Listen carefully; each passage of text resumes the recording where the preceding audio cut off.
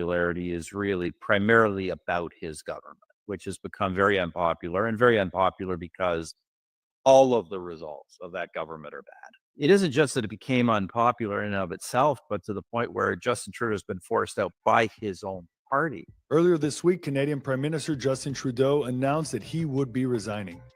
This was a cause for relief for many, myself included, but it was not much of a surprise. The 53-year-old Canadian Prime Minister, who had led Canada down a frightening path of left-wing woke policies, had simply worn out his welcome. Incredibly, after 9 years in office, the son of a former Prime Minister, who was elected because he was found to be charming and had a good head of hair, despite having no relevant experience, had lost the confidence not only of the Conservatives in Canada, but of his own Liberal Party. The party was set to have a vote of no confidence, which Trudeau wanted desperately to avoid.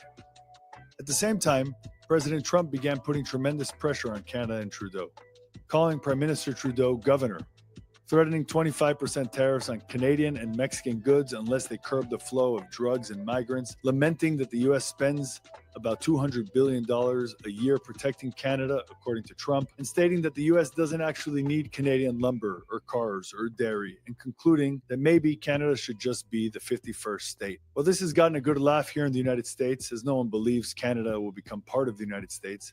It's clear that the president is sending signals to Canada and Trudeau. Trudeau immediately rushed down to Mar-a-Lago after the initial comments, but nothing came from that other than an awkward photo op. For me, this is trademark Trump.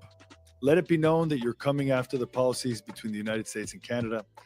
Let it be obvious that Prime Minister Trudeau won't be able to hang with President Trump. Set up Conservative leader Pierre Poilievre to win there, and then renegotiate the terms of our various trade and defense deals with Canada from a position of strength. But Trump's statements were clearly not taken well in Canada. With us to discuss the fall of Trudeau, the rise of Conservative leader Pierre Poilievre, the relationship between the United States and Canada, and how Trump's comments are being viewed in Canada is none other than the former Prime Minister of Canada, Mr. Stephen Harper. Stephen Harper served as Prime Minister for 9 years, from 2006 to 2015. He was the leader of Canada's Conservative Party. His leadership was filled with strong fiscal and economic policies, drill baby drill, and was supportive of Western democracies around the world, including, of course, the United States and Israel. While much is written about what's happening in Canada in American media, not much is actually being said. Because while Canada is just to our north, admittedly, we don't really understand the dynamics of politics in Canada really well. And with Pierre Poilievre, the leader of the Conservative Party, lining up to hopefully take over in the coming months as Prime Minister, his party today is up about 24% in the polls. The dynamic and charismatic Conservative leader is set to be the one dealing with Trump 47. I'm incredibly excited that the former Prime Minister, Stephen Harper, has agreed to come on our show to break this all down. This is Standpoint, and I'm Gabe Groisman. Prime Minister Stephen Harper, thank you so much for joining us. It's great to be here. Thanks for having me, Gabe. First of all, it's just such an honor to have you. I mean, first of all, I've been a big fan of you for so many years. In your time as Prime Minister, your support for opening for trade with the United States, economic responsibility, of course, your support for the state of Israel, which is near and dear to my heart. Really been watching you for a long time, and every single day now as we open the newspaper, Canada seems to be on the front page here in the United States. You served as Prime Minister for 9 years, from 2006 to 2015, as a leader of the Conservative Party. Everybody knows that politics is a pendulum. And boy, did the pendulum swing the other way in 2015, all the way to the left, with a young, somewhat good-looking, good hair politician, Justin Trudeau, son of the Prime Minister, who took over. Somehow he lasted a little bit over 9 years, but Canada has clearly fallen out of love with Justin Trudeau, which has led in one way or another to him announcing his resignation this week. What does Trudeau's resignation mean to Canada? Well, first, Gabe, just put that history a bit in perspective. Trudeau came in 2015, won a big majority. We've been in office for a decade. But he really ran as a centrist, didn't run as a far leftist, tried to convince everybody that all the things they liked about our government would be maintained and a few things would be changed. Of course, the government then went to the far left almost immediately and has since. Lost its majority in Parliament in 2019. Frankly, lost its majority in 2 consecutive elections that I personally think our party should have won, but he actually had his wings clipped. Unfortunately, then the far left party in Parliament fucked him up, which is why this thing ended up going 5 years longer than it should have, with frankly a lot of damage to the country. And look, I'm obviously a biased source, but I think if you look at the economic statistics, the damage is undeniable. So that's the situation we're in. Look, the obviously bad news, but the good news is that a consequence of this has been that Canadians are really ready for a pretty significant change. And we have a strong young leader who's leading in the polls and is promising pretty dramatic change to get our economy back on track and frankly, get pride in our country back. Because one of the terrible things about this government has been not just its economic policies, but its pursuit of a woke agenda that has really denigrated the country's culture and history and institutions. And I think Canadians, if anything, they've reacted more strongly against that than even the economic results. It's interesting. We're seeing that kind of swing all over the world where people are rejecting that sort of leftist wokist ideology and saying, "Hey, how about us? Right? Focus on the Right. people here and not on the fringes." Pierre Poilievre is a really interesting character. Seems to be uh, have tapped into the voice of young conservatism all over the world. Maybe with his social media and maybe also just how he deals with the media from in almost a very eloquent but also aggressive manner, which people react positively to all over.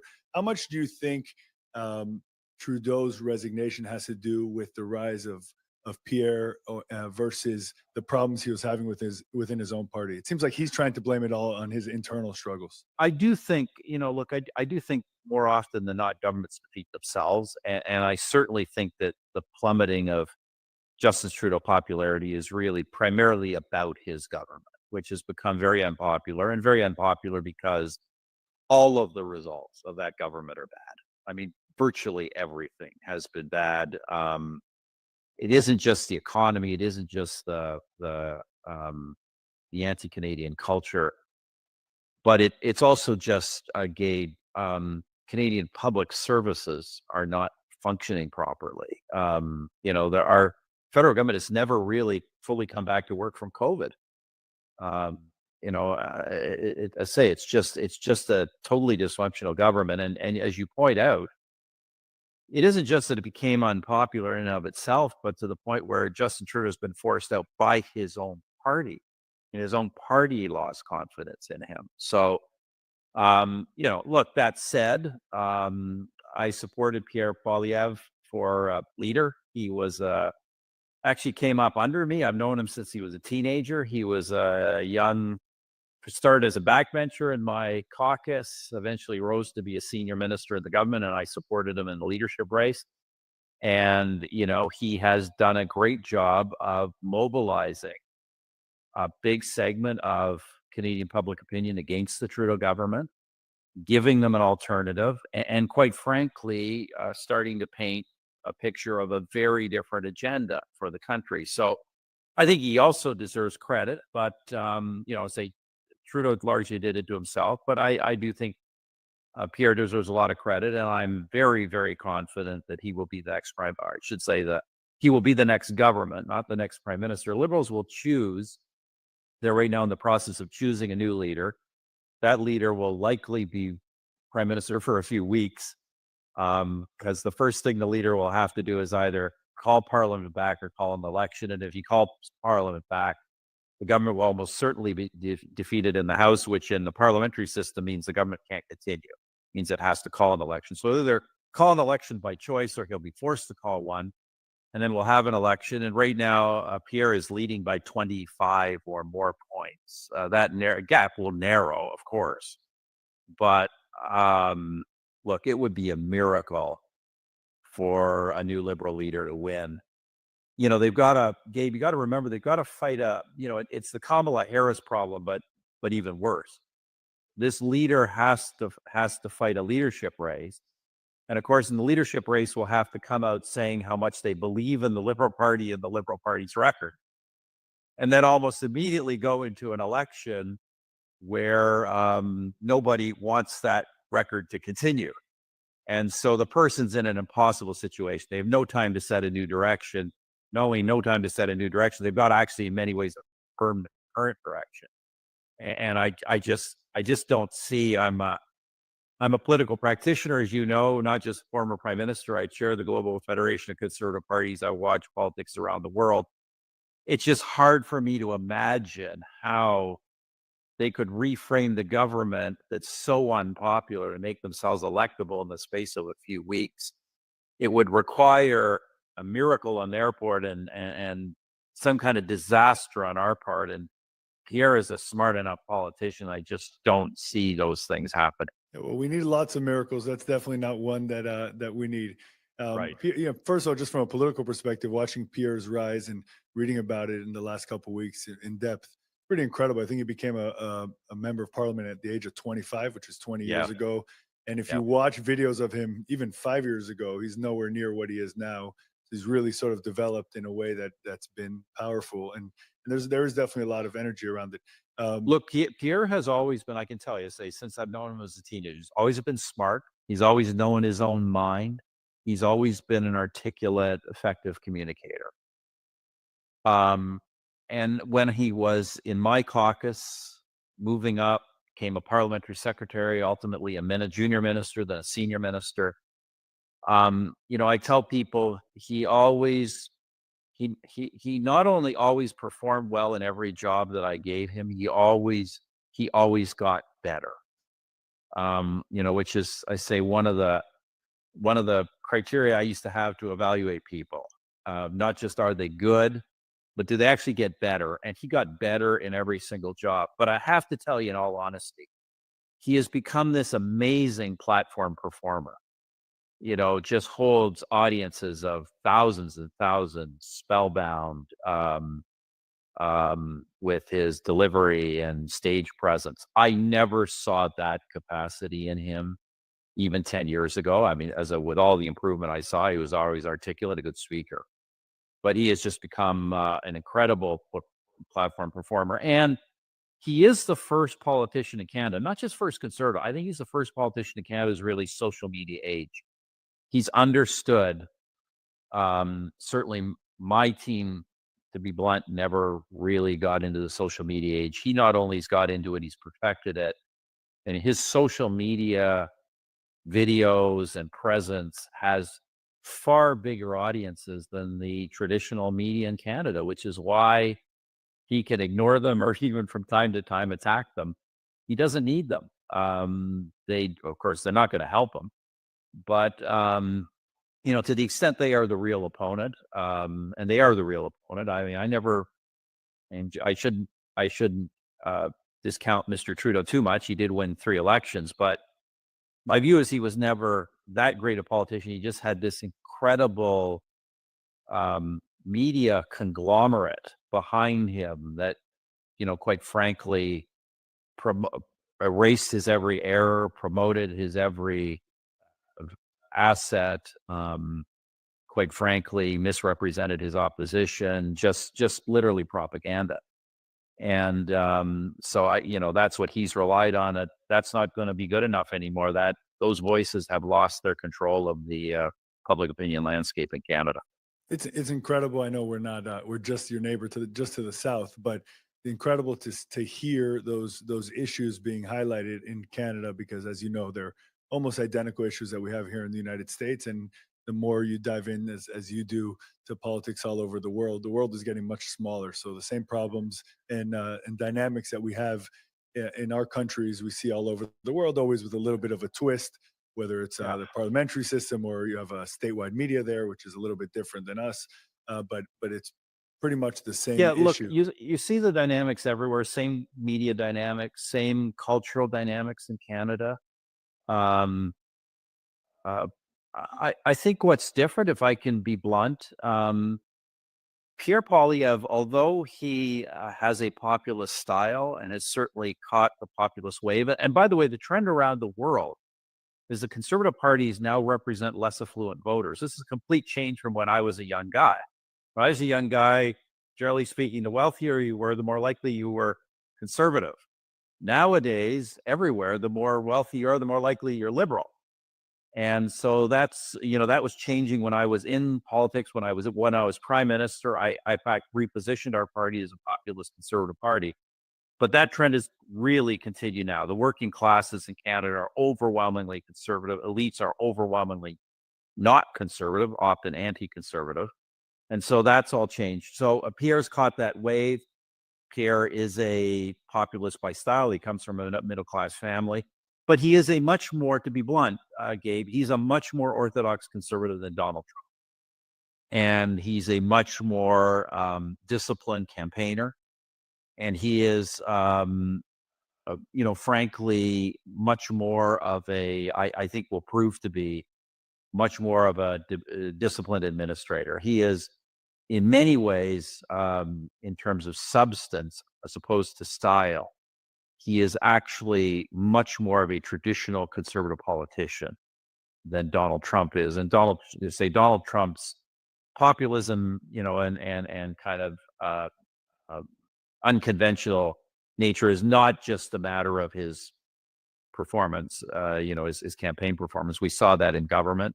I say Pierre will be, I think, actually much more orthodox in terms of economic policy and other such things. One thing he can take from Trump's campaigning style is that I think the voters all over the world, definitely in the Western world, appreciate authenticity more than clean lines and perfectly rehearsed narratives. When I was thinking of the switch back and forth between your government and Trudeau's government, it reminds me of when Biden got into office here. The first thing he did was reverse every executive order, or almost every executive order that Trump had put into place, and kind of started from zero. What policies did you put in place that you saw kind of evaporate that you want to see come back into play in Canada if we see a victory from the Conservatives again? Well, I think there's two that really stand out on the economic front, Gabe.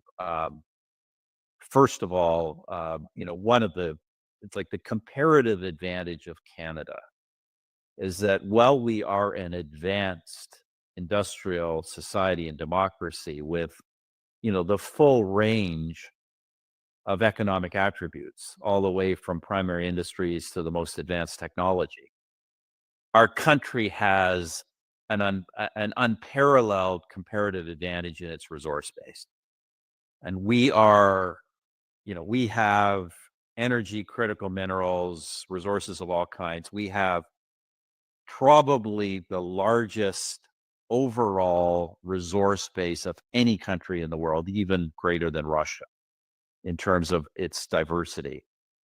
Well, at the same time, being a rule of law, stable jurisdiction, far removed from conflict zones. So this is a tremendous advantage of the country. Mr. Trudeau has denied that as an advantage, and in fact gone out of his way to put impediments in front of the development of our resource industries, our mining, but especially energy. His goal has been to shut down the oil and gas industry. He's actually been quite plain about this. So Pierre's going to reverse those things. Canada will be back in the resources business in a big way, which is a great opportunity for us because, most Western countries have combinations of slow growth, debt, inflation, bad demographics. We have the easiest exit from that because we have this tremendous resource base that we can and products we can sell not only in the United States, but to growing emerging economies around the world. So that's the first thing. He's going to liberate that section of the economy. And the other thing he's going to do is start pursuing start reversing the high tax agenda of the Trudeau government. And, Trudeau government came in like all left-wing governments saying that, they were just going to spend a little bit more money and tax the rich a little bit more. And of course, they spent a lot more money and taxed everybody a lot more. And that kind of tax and spend agenda will start to be reversed. Obviously, those things don't occur overnight, but the direction will change very quickly. And you famously, correct me if I'm wrong, balance your budget and lower taxes, and that was really some of your highlights domestically as prime minister. Yeah, look, my no. First of all, just in fairness, I came after a previous Liberal government that had been in office for 13 years, two different prime ministers. That was actually, by today's standards, a very centrist government, very much like a Bill Clinton type Liberal. And so I didn't inherit a total economic mess the way Pierre Poilievre will. But, I was in office 2 years. We started with a surplus. We then had the global financial crisis. I ran a big stimulus program, ran a deficit. But after the crisis was over, we returned to a balanced budget and I lowered taxes. I took the federal tax burden to the lowest level it had been since the 1950s. And say at the same time, balanced the budget and made major investments into the big programs Canadians care about: healthcare, education, infrastructure. So, we had I think, a pretty strong economic record. Obviously, that has been obliterated um, in the past decade. On the other hand, we left the debt levels so low that even with the huge deficits we have, Canada's comparatively, fiscal situation is comparatively still not that bad to many others. So we still have some strengths, and as I say, Pierre will build on those pretty quickly. Yeah, it seems like they got so comfortable with the successes they had under you, they being the Canadian people, sort of the government got comfortable and started toiling around with things that ended up not being beneficial. And now that's one of the reasons we're seeing things swing back 9 years later. Prime Minister, incoming President Trump, has focused a lot on Canada in the last several weeks, threatening tariffs of 25% unless there's a curb of the flow of drugs and migrants. He talked about spending that the U.S. spends, according to President Trump, about $200 billion a year protecting Canada. Went on saying the U.S. doesn't need Canada's lumber, cars, or dairy, and maybe even Canada should be a 51st state. A lot out there just in a couple weeks. What's your reaction to all of that? Well, I must admit some degree of surprise. We've always, and I was, in fact, our Conservative Party is a very, pro-American, pro-Western party. I was probably the most pro-American prime minister in the history of our country. I view our relationship with the United States as one of Canada's great assets. You are our closest neighbor, our vital security partner, and not just our friend and shared comrade in the propagation of the values of the free and democratic world everywhere. And I've always viewed this as a tremendous partnership. I understand that Donald Trump may want some changes in trade arrangements, but I must admit to being shocked by some of the things he said. They're just not so. First of all, we don't actually sell dairy into the United States, or sell almost none. So that's not true. Canada, it is true that Canada presently has a modest trade surplus with the United States. The reason, Gabe, we do is because you buy so much of our oil and gas. In fact, you buy it at a discount to world markets. It's actually Canada that subsidizes the United States in this regard. And, so maybe my response is maybe Canadians, if Mr. Trump feels this way, should be looking at selling their oil and gas to other people. We certainly have always wanted to do some of that. Maybe now's the time to do it. And when we talk about subsidizing Canadian defense, I don't know what he's talking about. We have a shared defense of North America. The United States does that because it's in the vital interest of the United States. You want Canada to be a neutral country? I kind of don't understand. I just don't understand that. I don't understand that argument. There's many things he's saying. Even when you talk about migrants, first of all, there's no major migrant flow from Canada to the United States. You've obviously got an enormous problem on the southern border. By the way, I'm completely sympathetic with Donald Trump's position on this. I thought the policy of open borders of the Biden administration was disgraceful. I think it was a violation of President. I know Joe Biden personally. I like him, but it was a violation of his fundamental duties to the country. And of course, President Trump wants to change that. There is no migrant flow happening from Canada to the United States in any significant numbers. And I'm going to tell you right now, drugs, guns, crime, most of those things flow north, not south. A lot more flows into Canada from the United States than flows out of it. So, I have a real problem with some of the things Donald Trump is saying. It doesn't sound to me like the pronouncements of somebody, I say, wants a better deal or whatever, fine. But it doesn't sound to me like the pronouncements of somebody who's a friend, a partner, and an ally, which is what I've always thought the United States is for our country. Yeah, there's a lot to unpack there. I mean, with regards to migration, obviously, it's nowhere near what's happening in the southern border, but we do have the records are they're at record level crossing from Canada into the United States. It's still far lower than And so some in are the southern crossing the border. other way too. Yeah. Right.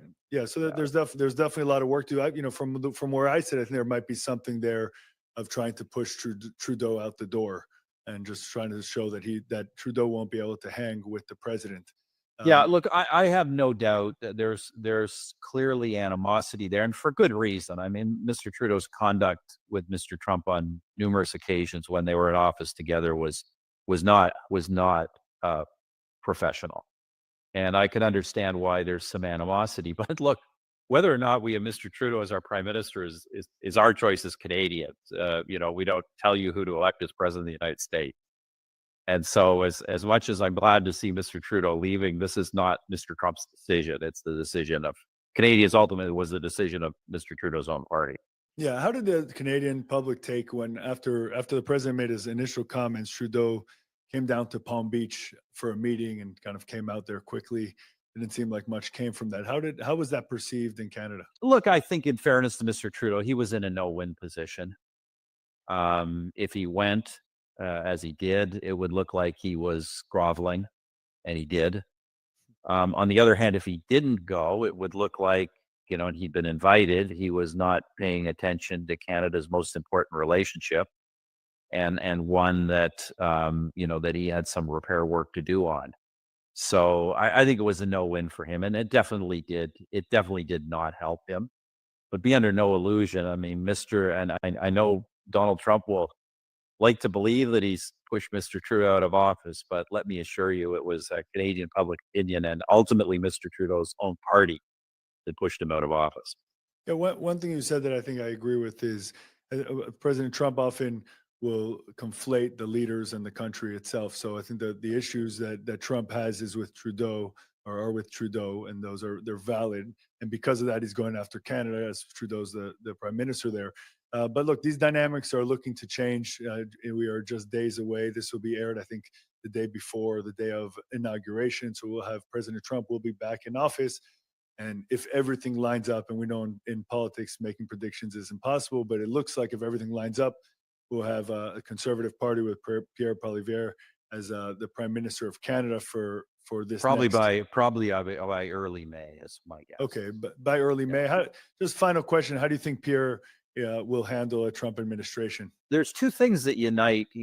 Conservatism. I always tell people that the left is the same everywhere in the world. It believes all the same things at the same time. Conservatism is cultural, and conservatives are kind of different everywhere in the world. And in Canada, we have, Canada's a complex country culturally. We have an East and a West. We have a French and an English, and there's different conservative traditions in Canada. And I united them all in one party. But there's two things that those traditions share. One is a strong belief in Canada's federal system, that not everything can be run from a central government, that our provinces need to be strong.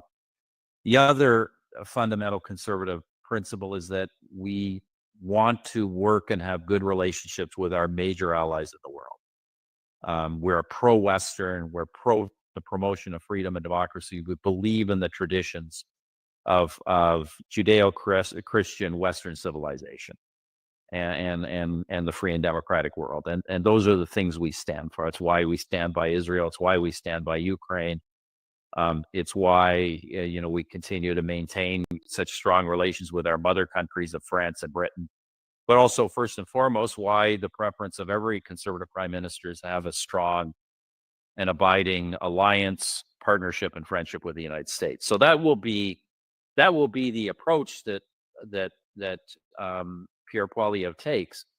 But Gabe, if I can be frank with you, as in terms of the advice I'll give him, the advice I'll give the country, our desire as Canadians, that we've had now for decades, to be strong and beside the United States whenever we can be.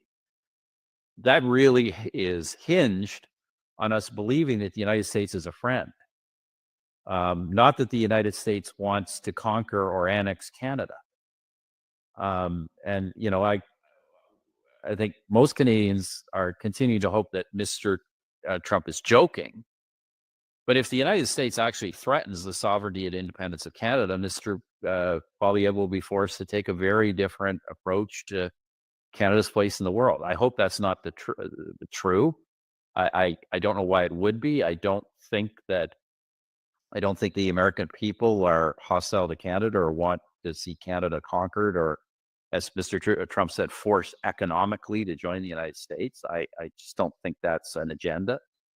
But if it is, if it were to be, then then Pierre Poilievre and frankly our entire country has a lot of thinking to do about where it goes from there. Yeah, well, for me, I'm glad that we're going to have Pierre Poilievre there as a partner. I think there's a much better future and brighter future between our two countries with conservative leadership in Canada.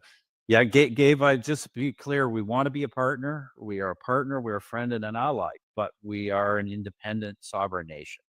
And where Mr. Trump is wrong, there's almost nobody in Canada wants to change that. We have our own culture, our own history. We're very proud of it. Very proud of our relationship with the United States, but we are Canadian, not American, and we want to be friends, not as they say, not annexed. Former Prime Minister Stephen Harper, thank you so much for joining. I know you don't do a lot of media. It was super important to get your perspective on this critical issue for the United States and for Canada. Thanks so much for joining, and for everyone else, we'll see you next week. Thanks for having me.